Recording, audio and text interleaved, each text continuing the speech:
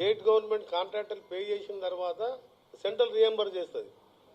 Ongoing work ఇవాళ తీసుకొచ్చిన first time హిస్టరీలో ఇప్పుడు లేదు. ఎందుకంటే మా రాష్ట్ర ఆర్థిక పరిస్థితి మీ అందరికీ తెలుసు.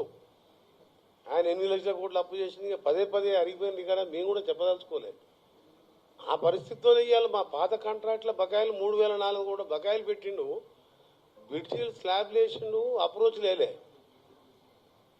5 ఏళ్ళలో పోయి లాస్ట్ 5 ఇయర్స్ ఒక్క రోడే లేనా, గుంతలు కూడా పూడవలే. ఫస్ట్ టర్మ్లో కొన్ని రోడ్లు వేసిండు.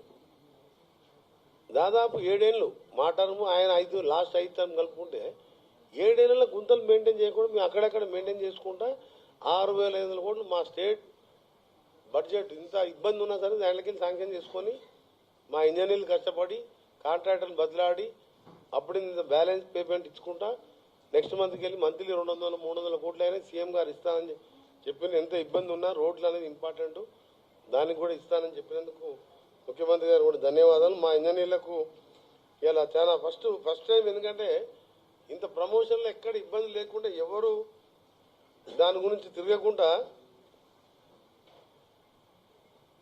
ప్రమోషన్ పూర్తి చేసిన ఏకైక డిపార్ట్మెంట్ అంటే R&B. ఇంత కాంప్లైంట్ లేదు, ఎవరు మా దగ్గర రాకుండా. ఇంకొక A:D ఒక ఇష్యూ మిగిలిపోయింది, ఇప్పుడే ENC గారికి చెప్పాను, అది కూడా 3-4 డేస్లో అయిపోతుంది. ఈ వానాకాలం డిజాస్టర్, ఎందుకంటే వర్షాలు పడితే గుంత ఉన్నది లేని తెలియదు, ఆ నీళ్ళలో పడతారు వాళ్ళు. మా ఇంజనీర్ చెప్పిన ఎక్కడెక్కడ ఉంటే గుంతలు పూడిపోయాయండి అక్కడ లోకల్గా అవైలబుల్ ప్లాంట్ కానివ్వండి, అవసరం నాకు చెప్తే నాన్ ప్లాన్ కిందనో దేని కిందనో అమౌంట్ చేస్తాం, ప్యాచ్ వర్క్ చేయమని చెప్పినాం. బ్రిడ్జిలు ఎక్కడ ఉంటే పాత బ్రిడ్జిలు ఉన్న దగ్గర ఒకటి నూతనగల్ దగ్గర బ్రిడ్జ్ కూలిపోయేటట్టున్నది, ఇప్పుడు కూడా ఒకటే బస్సు పడుతుంది, అది మొత్తం పిల్లర్స్ కూడా క్రాక్ అయినాయి. మనం వెంబడి మోహన్ నాయక్ సి గారికి చెప్పి ప్రపోజల్ తయారు చేసి శాంక్షన్ చేసి టెండర్ పెట్టేసాం. అలా చాలా ఉన్నాయి. ప్యాచ్ వర్క్ల కోసం కూడా 140 crores దాదాపు ఆల్రెడీ చేసిన చిన్న కాంట్రాక్టర్ పేమెంట్ కూడా ఈ మంత్లో రిలీజ్ చేపిస్తున్నాం. సీఎం గారు అయితే ఈ యామ్ రోడ్ల ప్రత్యేకంగా ఆయన చాలా సీరియస్గా, ఎందుకంటే ఎట్టి పరిస్థితుల్లో మన రోడ్లు పర్మనెంట్ వెల్ఫేర్ ఒక సైడు ఎంత ముఖ్యమో, మన పథకాలు ఎంత ముఖ్యమో పేద ప్రజలకు రోడ్లు అనేది అంత ముఖ్యమనే మా ప్రభుత్వం ముఖ్యమంత్రి గారు నేను కానీ ఇలా ఇంత సీరియస్గా దృష్టి పెట్టి 1 yearకి వెళ్ళి యామ్ రోడ్ల మీద ఇలా ఒక షేప్ తీసుకొచ్చి ప్యాకేజీలు ఇవాళ ఆల్మోస్ట్ కొన్ని డిసైడ్ చేసినాం. దీంతో రాష్ట్ర రూపురేఖలే మారిపోతుంది. అలాగే నా రీజనల్ రింగ్ రోడ్ సంబంధించిన విషయం కూడా త్వరలో గడ్కరీ గారిని ప్రధానమంత్రి గారిని కూడా కలిసి, ఇప్పుడు ప్రాజెక్ట్ అంతా రెడీగా ఉంది రిపోర్ట్, దాన్ని ఓన్లీ క్యాబినెట్లో పెట్టి క్యాబినెట్ ఆమోదం తీసుకుంటే టెండర్ ప్రాసెస్ అది డిలే ఎందుకు ఏంటంటే 2 laneకి వెళ్ళి 3 lane 6 lane చేసినాం, 4 laneకి వెళ్ళి ట్రాఫిక్ సెన్సెస్ చూసినాం. ఇంకా 15 ఏళ్లలో అది చాలా పెరిగిపోతుంది ట్రాఫిక్, కాబట్టి 6 laneగా చేయాలని గడ్కరీ గారు పోయినసారి నేను కలిసినప్పుడు దానికి మళ్ళా రివైజ్ ఎస్టిమేట్ వేసుకుంటూ మళ్ళీ కొత్త టెండర్లు పిలవబోతున్నాం. ఈ నెలలోనే గడ్కరీ గారితో పాటు ప్రైమ్ మినిస్టర్ గారిని కూడా కలిసి క్యాబినెట్ ఆమోదం వచ్చే విధంగా నా వంతు ప్రయత్నం చేస్తాం. ముఖ్యమంత్రి గారు గతంలోనే ప్రైమ్ మినిస్టర్ గారికి ఇచ్చిండ్రు, ఈసారి ముఖ్యమంత్రి గారు ఢిల్లీకి వచ్చినప్పుడు వారు నేను కలిసి, అలాగే నేను కూడా పర్సనల్గా, ఎందుకంటే గతంలో పార్లమెంట్ సభ్యునిగా నాకున్న పరిచయంతో మోడీ గారి మీద ఒత్తిడి తీసుకొచ్చి గౌరవ ప్రధానమంత్రి గారి మీద, ఎందుకంటే ఇప్పటికే ల్యాండ్ ఎక్విజిషన్ 96% చేసినాం. మా గవర్నమెంట్ వచ్చేసరికి RRR 2017 అనౌన్స్ చేస్తే 8% ల్యాండ్ ఎక్విజిషన్ కూడా చేయలేదు. ఇలా 96% రీచ్ అయినాం. ఆల్మోస్ట్ 1-2 చిన్న చిన్న ఇష్యూస్ ఉన్నాయి, దాన్ని కూడా క్యాబినెట్లో పెట్టి ఆమోదించి RRR రోడ్డుని టెండర్ ప్రక్రియ కోసం వేగవంతం చేయడానికి ఈ జూలై 2వ పార్లమెంట్ సెషన్ అప్పుడు ఢిల్లీలో ఉండి స్వయంగా నేను కూడా గడ్కరీ గారితో పాటు ప్రధానమంత్రిని కూడా కలిసి దాన్ని ఆమోదింపజేసి దాన్ని చేస్తాం. సదరన్ పార్ట్ కూడా అలైన్మెంట్ మొన్ననే క్యాబినెట్లో క్లియర్ చేసి కేంద్రానికి పంపడం జరిగింది.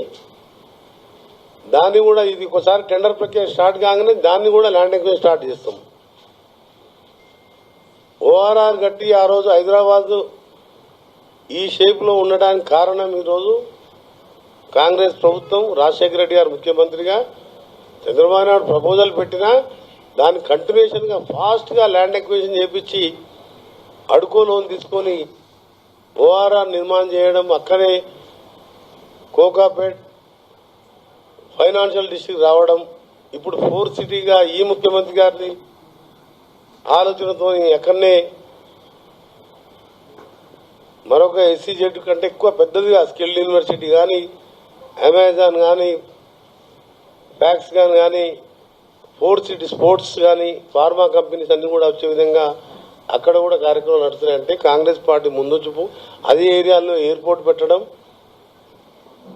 దాని హైదరాబాద్ మెట్రో తీసుకురావడం, ఈ ట్రిబుల్ ఆర్తోని హైదరాబాద్ రూపురేఖలే మారిపోతాయి. పెద్ద పెద్ద కంపెనీలు అనుకోండి, ఎందుకంటే తక్కువకు చీప్గా వచ్చే అకామిడేషన్. ఎందుకంటే వాళ్ళకు పెద్ద కంపెనీలు వాళ్ళకి ఏంటంటే 100 కోట్ల ఎకరం పెట్టి కొనేది ఉండదు. తక్కువ దాంతో వచ్చే విధంగా రీజనల్ రింగ్ రోడ్ని 3 ఏళ్లలో పూర్తి చేయాలని ప్లాన్ పెట్టుకున్నాం. దానికోసం త్వరలోనే ప్రధానమంత్రి గారు కూడా కలవబోతున్నాం. హ్యామ్ రోడ్లది చెప్పారు హైలైట్ మీరు. హ్యామ్ రోడ్లది ఆగస్ట్ ఎండింగ్ టెండర్లు పిలుస్తాం. అలా మంచి మంచి రోడ్లు, ట్రాఫిక్ రోడ్స్, యాక్సిడెంట్స్ అయ్యే రోడ్స్, 10,000 పర్ డే వెహికల్స్ ఉన్న రోడ్స్ తీసుకున్నాం.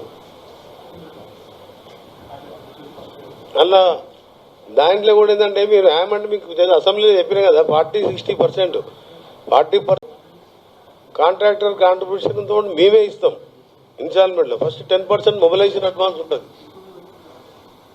60% బ్యాంకులో మేము షూరిటీ ఉండి గవర్నమెంట్ వారికి లోన్ ఇప్పించడం. సో రోడ్స్ కూడా ఫాస్ట్గా కంప్లీట్ అయ్యేది, ఎక్కడ బిల్స్ పేమెంట్ ఇబ్బంది లేకుండా హ్యామ్ రోడ్ ఎన్హెచ్ఏ మోడల్లో చేయడం జరిగింది. దాన్ని ఒక మోడల్ రోడ్స్గా చేయాలనే ప్లాన్. ఎందుకంటే ఇది పెద్ద బడ్జెట్ కాదు, పెద్ద ఖర్చు కాదు, కానీ ఒక మనిషి చనిపోతే బయటికి మళ్ళా ఆ మనిషిని మనం బతికేయలేము. మనం యాక్సిడెంట్స్ తక్కువ చేయాలి, రోడ్ సేఫ్టీ మెజర్స్ తీసుకోవాలి. దాని మీద మా కార్యాచరణ, ఈ ప్రమోషన్స్ అన్ని పూర్తయినాయి. కాబట్టి ఇప్పుడు కేంద్ర ప్రభుత్వం కూడా ఒప్పించి ట్రిపుల్ కూడా స్టార్ట్ చేయడం, హ్యామ్ రోడ్లు కూడా ముఖ్యమంత్రి గారితో 3-4 రోజుల్లోనే ఒక సమావేశం ఏర్పాటు చేసుకొని మేము పిలువబోయే ప్యాకేజీ వివరాలు కూడా వారికి కూడా ఏమనంటే వారి స్థలాలు తీసుకొని వారి అనుమతితోని టెండర్ ప్రక్రియ చేయడం జరుగుతుంది.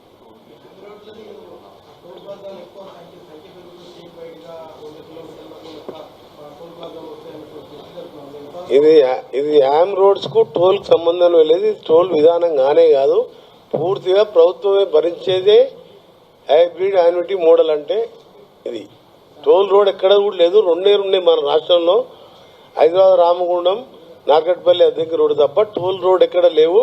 టోల్ ప్రసక్తే లేదు. అంటే మేమే చేస్తాం, బ్యాంకు గవర్నమెంటే. గవర్నమెంట్ అంటే ఇప్పుడు కాంట్రాక్టర్లకు మేము బ్యాంక్ ఇష్యూగా లోన్ ఇప్పించి మేము 15 years టర్మ్ పెట్టుకొని బ్యాంకర్స్ మేము పేమెంట్ చేస్తాం. ఫస్ట్ 40%, 10% మొబిలైజేషన్ అడ్వాన్స్, అంతే కదా.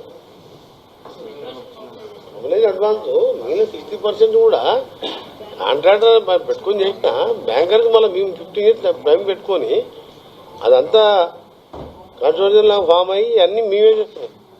వాళ్ళ టోల్ లేదు, కాంట్రాక్టర్ పేమెంట్ ఇబ్బంది లేదు, క్వాలిటీ కాడ కాంప్రమైజ్ కావద్దని మా ఇంజనీర్స్ కూడా స్ట్రిక్ట్గా చెప్పడం జరిగింది. మన ఇక్కడ కేరళలో ఒక హైవేనే కొట్టుకుపోయింది. ఆ పరిస్థితి రాకుండా క్వాలిటీ కూడా ఇంపార్టెంట్. గవర్నమెంట్ కాంట్రాక్ట్ ఇది, అంతే. ఇది మొబిలైజేషన్ అడ్వాన్స్ ఇస్తున్నాం, యాజ్ పర్ ప్రకారం వాళ్ళు కాంపిటేటివ్ బిడ్డింగ్ నడుస్తుంటుంది.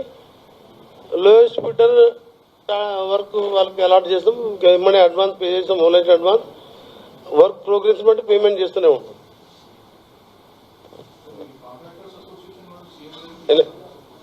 నా దగ్గర కూడా వచ్చింది, వాళ్ళు కూడా ఒప్పుకున్నాం.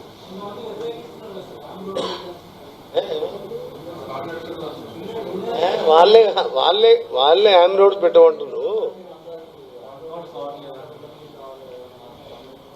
లేని వాళ్ళు చిన్న కాంట్రాక్టర్లకు ఆ బాధ. జాయింట్ వెంచర్ ఇంతకుముందు లేకుండా ఆర్ఎండ్బిలో నేను మినిస్టర్ అయిన తర్వాత joint venture 1 or 2 or 3 joint venture పెట్టి వేసుకుంటారు. అదేం లేదు, అంత మన దగ్గర మంచి కాంట్రాక్టర్లు ఉన్నారు. పేమెంట్ లేకేందంటే అగ్రిమెంట్ చేసుకొని కూడా వర్క్ స్టార్ట్ చేస్తలేరు. ఇప్పుడు కొంచెం చిన్న చిన్నగా పేమెంట్ కూడా క్లియర్ చేస్తున్నాం. అరే ఆల్రెడీ 6 స్లాబ్స్ పడ్డాయి, మీకు నెక్స్ట్ వీక్ తీసుకుపోతాం. ఎస్సీ గారు స్టార్ట్ అయింది. ఆ గాయత్రి వాళ్ళు పోయి అలా ఎస్క్రూ అకౌంట్ పెట్టి బాబినీడని వారు స్టార్ట్ చేసినట్టు కింద రోడ్ వేస్తున్నాం, పైన స్లాబ్స్ కూడా పడుతున్నాయి. 1.5 year లోపే 7 కిలోమీటర్ ఫ్లైఓవర్. అది నేను 1 year కల్లా కష్టపడితే ఈ షేప్కి వచ్చింది. ఇప్పుడు వేయాలని స్లాబ్స్ వేసినాం. మ్యాక్సిమం 16 months అని పెట్టుకున్నాం డెడ్ లైన్. ధర్మారెడ్డి గారు ఉన్నారా? మనము 40% మనం వాళ్ళకి కాంట్రాక్ట్ పెట్టుకుంటాం. బ్యాంక్ గ్యారెంటీ ఇస్తాం మనం, అంతే. అందుకని మీరు టోల్ అనేది మీరు మర్చిపోండి. కేసీఆర్ కాళేశ్వరం కట్టినప్పుడు మిషన్ భగీరథ ఇచ్చినప్పుడు కార్పొరేషన్ పెట్టి పర్ రేటు ఇంత లీటర్కి ఇంత వసూలు చేస్తా, మీకు రీపేమెంట్ చేస్తా, కాళేశ్వరంలో 10 ఎకరానికి నీటి తీరు వసూలు చేస్తాను లోన్ తీసుకొచ్చి నా కండిషన్. మరి మా కండిషన్ మీకు పెడతాం, రీపేమెంట్ కండిషన్ మీకు లోన్ వాళ్ళకి గవర్నమెంటే గ్యారెంటీ కదా. గవర్నమెంట్కి ఇన్కమ్ ఉండదు. మేము ఒక్కసారి ఇచ్చే బదులు 15 years ఇప్పుడు 2 years పీరియడ్ పెడతాం కాంట్రాక్టు. ఫలానా ఒక 400 కోట్ల వరకు 2 years ఆయనకు పేమెంట్ చేయాలి కదా. ఒక్కసారి మేము 12,000 కోట్లు చేయలేం కదా. ఇప్పుడు రైతు భరోసా 9,000 కోట్లు ఇచ్చినాము. ఫీజు రీయింబర్స్మెంట్ బకాయిలు ఉన్నాయి. ఇక చాలా ఇబ్బందులు ఉన్న రాష్ట్రాన్ని అన్ని చేయాలనే ఆలోచనతో యామ్ మోడల్ కొత్త కాదు. తమిళనాడు రిచ్ స్టేట్, రిచ్ అంటే వాళ్ళకి ఇండస్ట్రియల్గా బాగా ఇన్కమ్ ఉన్న స్టేట్, వాళ్ళు కూడా యామ్ పెట్టిను. కర్ణాటకలో యామ్ ఉన్నది, ఒరిస్సాలో యామ్ ఉన్నది. యామ్ అంటే నేషనల్ లెవెల్, కేంద్ర ప్రభుత్వం, టోటల్ గవర్నమెంట్ పైసలే అవి. ఫాస్ట్గా ఏడవడానికి మనం ఉన్న ఆర్థిక పరిస్థితే కాదు, ఒక కొత్త సిస్టమ్ యామ్లో నేషనల్ లెవెల్ సక్సెస్ అయింది కాబట్టి అన్ని రాష్ట్రాలు అమలు పడుతుంది. అందులో భాగంగా మన రాష్ట్రం కూడా దాంతోనే ముందుకు పోతుంది.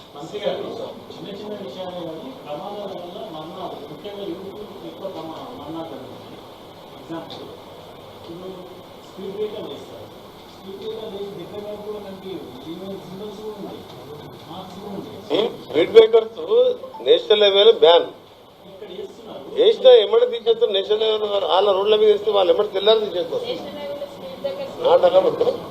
మేము ఎందుకు పెడుతుంది ఆ సైడ్ పెడుతున్నాం, అన్ని పెడుతున్నాం.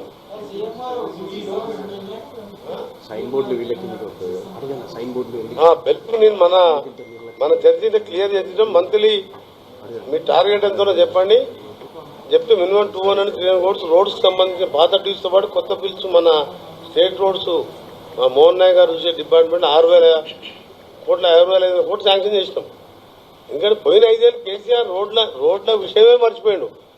R&B డిపార్ట్మెంట్ మర్చిపోయాడు. సెక్రటరియట్ కట్టిండు, దానికి 400 కోట్ల బకాయి ఉందని తిరుగుతున్నారు. కమాండ్ కంట్రోల్ 100 కోట్లు ఉంటే మీన్ డ్యూస్ ఇచ్చినాం. యాదగిరిగుట్ట 360 కోట్లు R&B శాఖ ఇంకా డ్యూస్ ఉన్నాయి. ఆయన మొదలు పెట్టిండు, మేము పూర్తి చేస్తున్నాం. పేమెంట్ కూడా మా బాధ్యతే. 40,000 కోట్ల డ్యూస్ ఉన్నాయి కాంట్రాక్ట్, డిఫరెంట్ కాంట్రాక్ట్. అందులో R&Bకో 10,000 కోట్లు అప్పించిపోయింది మాకు.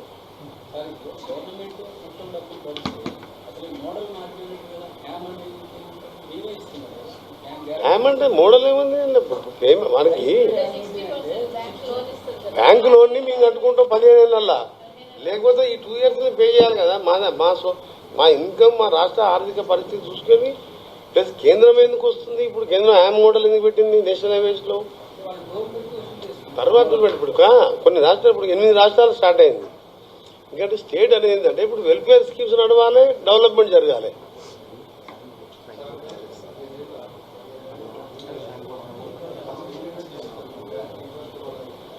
ఉంటుంది బ్యాంకింగ్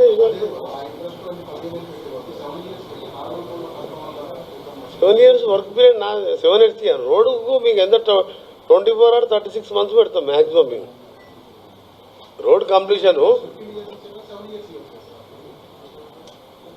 మెయింటెనెన్స్ 5 years ఉంటుంది దీంట్లో. ఇప్పుడు ఒకసారి ఇప్పుడు 15 ఏళ్ళు ప్రస్తుతం 7 ఏళ్ళు అనుకున్నాం, 5 ఏళ్ళు అనుకున్నాం. దానికి దీనికి అంటే 20% తేడా వస్తుంది. ఇప్పుడు ఈ 3.5 ఏళ్ళు ఇప్పుడు వెల్ఫేర్ డెవలప్మెంట్కి ఒకటే కాదు కదా, పెండింగ్ ప్రాజెక్టులు 70% మేము పూర్తి చేసిన ప్రాజెక్టులు గత 10 ఏళ్ళుగా కేసీఆర్ టచ్ చేయలే. ఎల్లవెల్లకు బ్రాహ్మణవేల ప్రాజెక్టు, ఎస్ఎల్బిసి టన్నలు, కల్వకుర్తి, మా డిండి ప్రాజెక్టు ఆయన రిజర్వాయర్ కాలువల దొవ్వీలు హెడ్ సోర్స్ మరిపోతే 18 కోట్లు మనం టెండర్ పిలిచినాం. ల్యాండ్ ఎక్వేషన్ నడుస్తుంది. అంటే పాలమూరు ప్రాజెక్టు 40% కూడా కాలే, 60% చేయాలి. తెలంగాణలో మంచి కృష్ణా ఎంత ఇబ్బంది ఉంటుంది వాటర్ మీద, వాటర్ కోసం ఎంత కష్టము.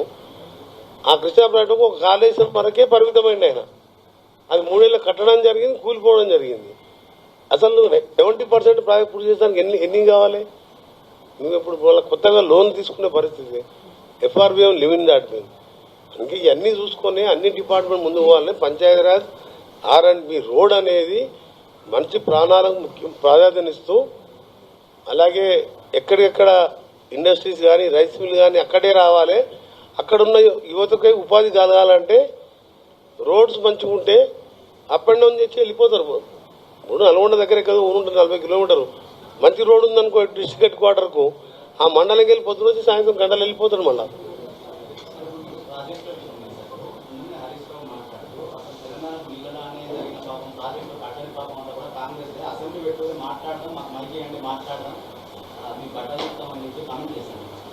చూసి నేను కూడా విన్నా. అంటే నాగార్జున సాగరు, శ్రీశైలము, శ్రీరామ్ సాగరు ఇవన్నీ ఆయన కట్టిన ప్రాజెక్టులా. ఆయన కట్టిన ప్రాజెక్ట్ ఏది ఏ దాంతో నీళ్ళు ఇస్తున్నాడు. కాళేశ్వరం కట్టిండు, ఒకటి కుంగిపోయింది కాబట్టి ఆ 2 కూడా పోతాయని చెప్పి NDSA మా క్యాబినెట్ మినిస్టర్లకు నోటు పంపింది. దాన్ని వాడకుండానే 1,50,00,000 ఎకరాలలో హైయెస్ట్ ధాన్యం పండించినాము. కాళేశ్వరం డిజైన్ తప్పు వద్దని చెప్పినామని చెప్పి అందరు చెప్పిండ్రు. ఆయన ఏ ప్రాజెక్టు ద్వారా SLB ఇప్పుడు బ్రాహ్మణవేలు ప్రాజెక్టు 200 కోట్లు ఇస్తే 1,00,000 ఎకరాలు ನೀವು 100 కోట్లు ఖర్చు పెట్టించిన 8 నెలలలో సీఎం గారిని తీసుకుపోయి మనం 30 గ్రామాలను నిలిస్తే 30,000 ఎకరాలకు కొత్త ఆయకట్టు వచ్చింది. 90% నేను నా గవర్నమెంట్లో పూర్తి చేసుకున్న మా సొంత ఊరు బ్రాహ్మణవేలు ప్రాజెక్ట్ ఎగ్జాంపుల్ చెప్తాను.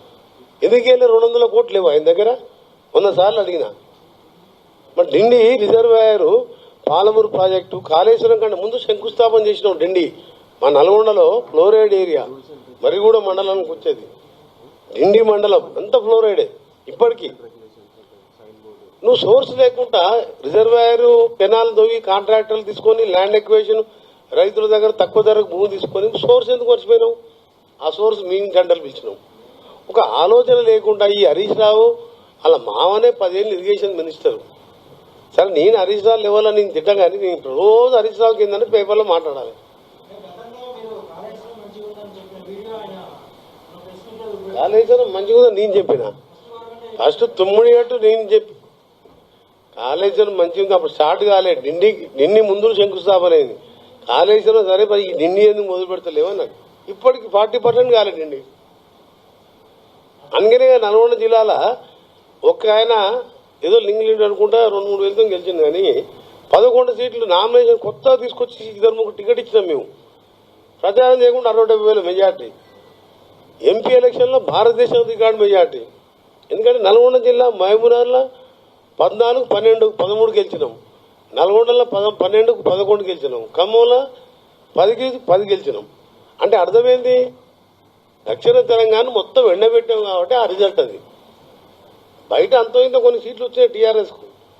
పబ్లిక్ అంతా వాచ్ చేస్తుంటారు. నేను కాళేశ్వరం 2 లక్షల కోట్లు పెట్టినాము, 20,000 కోట్లు పెడితే 9 ఏటి దగ్గర కట్టినా ఈడ కట్టినా ప్రాణాయిత చేవెళ్ళ వికారాబాద్ ఎంత వస్తున్నాయి. బ్రాహ్మణవేలం ప్రాజెక్టు నగరికల్ నల్గొండకు 1,00,000 ఎకరాలు, కలవకుర్తి, డిండికి, మునుగోడు, దేవరకొండ, సస్యశ్యామలం. ఈ ఘోరం పట్టేది కాదు ఆయనకు. అందుకే చాలాసార్లు చర్చించిన అసెంబ్లీలో ప్రతిపక్ష నాయకులు వస్తే మాట్లాడతాం. ఈయన ఏంది డిప్యూటీ ఫ్లోర్ లీడరా? కనీసం ఫ్లోర్ లీడర్ వస్తలేడు. డిప్యూటీ ఫ్లోర్ లీడర్ అని తెచ్చుకోను వస్తే మా అసెంబ్లీ పెట్టిస్తారు రేపే. నేను ఫ్లోర్ లీడర్ వస్తే ఆయన ఫ్లోర్ లీడర్ వస్తే ఏ సబ్జెక్ట్కైనా చర్చకు సిద్ధం. ఫీజు రియంబర్స్మెంట్ గోలు పెట్టుకోని ఇవాళ SC ST మేము సబ్ ప్లాన్ ఫండ్స్ ఇచ్చి ఊళ్ళలో పనులు వస్తుంది. ఆయన SC ST సబ్ ప్లానే మర్చిపోయాడు. SC STల గురించి మర్చిపోయాడు. ఇల్లు కట్టేది మర్చిపోయాడు. నిన్న ఆలేరు కాన్స్టిట్యూన్సీలో సైదాపూర్లో మా ఆలేరు ఎమ్మెల్యే గారు గృహప్రవేశం కూడా చేయించింది. అప్పుడు ఇల్లు 5 లక్షల ఇల్లు ఊళ్ళల్లో పోతే సన్నబియ్యం తినుకుంటే పేదవాళ్ళు గర్వంగా ఫీల్ అవ్వడే కాదు, మనలాగా మనం ఏమి తింటాం అది తినుకుంటూ ఉచితంగా కరెంట్ తీసుకుంటూ నెలకు 1000 రూపాయలు ఆదా చేసుకుంటూ ఈరోజు మళ్ళా 5 లక్షల రూపాయలతో ఇల్లు అంటే ఒక సంతోషంగా ఊరికి 30-40 ఇచ్చినాం. మళ్ళీ కొన్ని రోజులలో మళ్ళీ ఒక కాన్ఫరెన్స్కి మళ్ళీ కొన్ని ఇస్తాం. వచ్చే 4 ఏళ్లలో ఇల్లు లేని వాడు ఉన్నాడు. 5 లక్షలు అంటే మామూలు విషయం కాదుగా. పేద కూలినాలు చేసిన వారికి 5 లక్షలు కాదు, 5,000 ఎప్పుడు చూస్తారు. ఇలా భూమి లేని ఉపాధి హామీ కూలీలో కూడా 6,000 ఇస్తున్నాం అకౌంట్లో. ఈ ఆలోచన కేసీఆర్కి ఎందుకు రాలేదని. తెలంగాణ వచ్చింది పేదవాళ్ళ కోసమే కదా. 60,000 ఉద్యోగాలు మేము ఇచ్చినాం నోటిఫికేషన్ అంటారు. నేను ఫిలప్ చేయకుండా ఆపింది ఎవరు? కోట్లు నువ్వే వేయించి ఆపించినావు. ఎంప్లాయ్మెంట్కు 7,000 కోట్లు మన రిటైర్డ్ ఎంప్లాయీస్కు వాళ్ళ పైసలు వాళ్ళు దాచిపెట్టుకున్న పైసలు పిఎఫ్ 9,000 కోట్ల బకాయిలు ఉన్నాయి. ఎవరి కాలంలో బకాయిలు ఉన్నాయి? ఎన్నింటి మీద చర్చకు సిద్ధమే హరీశ్రావు. ఫీజు రీఎంబర్స్మెంట్ 2013 మా గవర్నమెంట్ అన్ని క్లియర్ చేసినాం. 10 ఏళ్ళ అంటే పిల్లలు చదువుకోవద్దు, చదువుకుంటే ఉద్యోగాలు అడుగుతారు. 35 ఏళ్ళు సర్వీస్ చేసినోనికి వాళ్ళ పైసలు జీతంలో కట్ చేసుకున్న పైసలు వాళ్ళకు 9,000 కోట్ల బకాయి పెట్టి ఇప్పటికి కట్టే ఉన్నాయి. అప్పుడు ఇస్తున్నాం. అందుకనే చర్చ పెట్టాలని చాలా ఉన్నాయి. కానీ నేను హరీష్ రావు మీద రియాక్ట్ కాను ఎప్పుడు. అప్పుడు మా సీఎం గారు మాట్లాడతారు, కానీ నాకు హరీష్ రావు కేటీఆర్ మీద మేము మాట్లాడాలి. కేసీఆర్ మాట్లాడితే మాట్లాడచ్చు. వీళ్ళకి ఫ్లోర్ లీడర్ కాదు, ఏం కాదు, మాజీ మంత్రి ఉట్టి ఎమ్మెల్యేలు. వాళ్ళ మీద నేనేం మాట్లాడతా మంత్రిగా. మేము కేసీఆర్ లాగా మేము ప్రజలకెళ్ళి వచ్చి తెలంగాణ కోసం రాజీనామా చేసిన ఉద్యమకారులు. అలాంటి కేసీఆర్ కూడా సరే తెలంగాణ నేనే తెచ్చినట్టాడు, కానీ ఆయనతో ఒక పైసా పాత్ర ఉండొచ్చు. ఇచ్చింది కాంగ్రెస్ పార్టీ, పోరాటం చేసి మాలాంటి వారుగా అమరులైన 1100 మంది 99% వాటా ఉంది. కాంగ్రెస్ పార్టీ 50% మినిమం ఉంటుంది ఇచ్చినందుకు. ఇంకా ఆంధ్ర పార్టీ వార్డు మెంబర్ కూడా లేడు మా పార్టీకి. తెలుసు మాకు వార్డు మెంబర్ కూడా రాడని. అయినా తెలంగాణ 4 కోట్ల మంది పిల్లలు ముఖ్యం, చచ్చిపోతున్నారని తెలంగాణ సొంత పార్టీలో కొట్లాడిన మా ఎంపీలు కొట్లాడిండ్రు. అందుకని హరీష్ రావుతో మాకెందుకు చెప్పు. హరీష్ రావు లెవెల్ నేను మాట్లాడాల్సుకోలే. కేసీఆర్ ఒకటే రిక్వెస్ట్ చేస్తున్నా, ఇవన్నీ మాట్లాడదాము. అసెంబ్లీకి రా. పనకచెర్ల కృష్ణానది ఎవరు రాసిచ్చిండ్రు? రోజా ఇంటి దగ్గర నువ్వు ఏం మాట్లాడినావు వీడియోలు చూపించినావు. కృష్ణా మీద గోదావరి నీళ్లు కృష్ణా కలుపుతాడంట, కృష్ణా నీళ్లు రాయలసీమకి ఇస్తాడంట. తల మెడ మీద తల ఉన్నాడు వాడు మాట్లాడతాడా? ఇది తీసుకుపోయి సాగర్ నింపుతాడంట. సాగర్ నీళ్ళు ఆంధ్ర రాయలసీమకి ఇస్తాడంటే అంటే గింగనే తెలంగాణ తెచ్చుకుంది.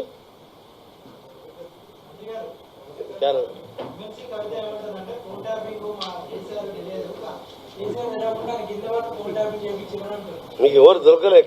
హరీష్ రావే వేస్ట్ అంటుండే.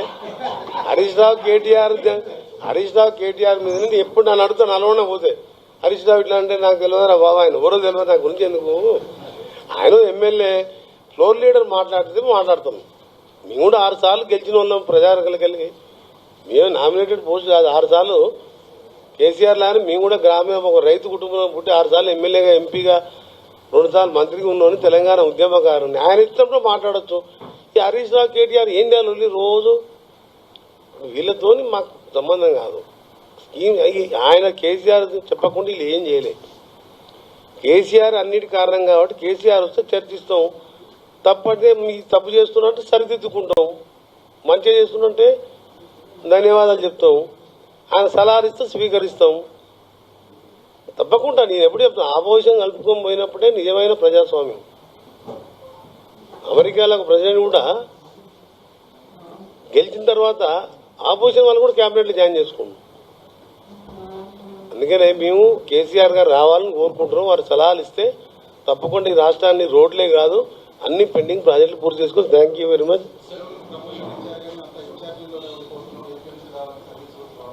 వచ్చిన సర్వీస్ రూల్స్ రాలే. అరే సర్వీస్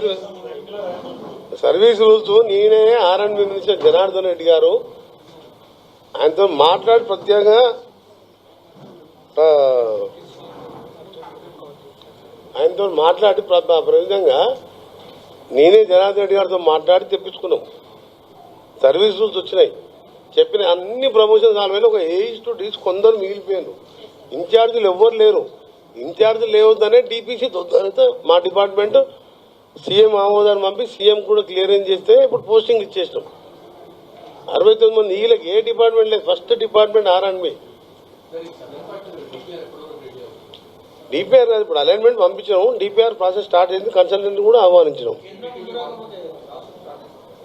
లేదా కేంద్రం ఇస్తుంది. ఎందుకు రింగ్ రోడ్ అంటే ఆఫ్ రింగ్ రోడ్ ఎట్లయితుంది? అది మొత్తం ఇస్తేనే రింగ్ రోడ్ అన్నట్టు. ఆఫ్ ఇస్తే ఆఫ్ రోడ్ అవుతుంది, HRR అవుతుంది, ఆఫ్ రింగ్ రోడ్ అవుతుంది. మొత్తం ఇస్తారు. గడ్కరీ గారు చెప్పారు మీరు ఇది స్టార్ట్ చేసుకోండి, అది కూడా ఇస్తాం. Thank you. State government contractor pay చేసిన తర్వాత సెంట్రల్ రియంబర్ చేస్తుంది. On going work